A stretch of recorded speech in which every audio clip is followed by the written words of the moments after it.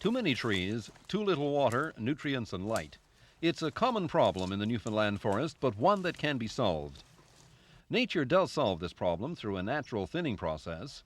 Over a long period of time, weaker trees would succumb to the larger and stronger ones. But time is of the essence, and the natural way is very slow.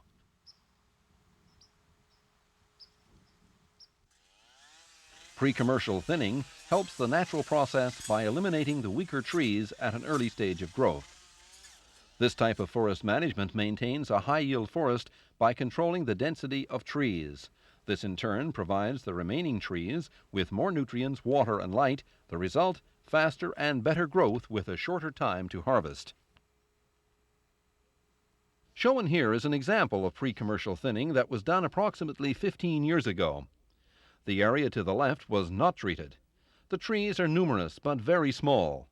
The area to the right was treated, and the resulting tree growth showed great improvement.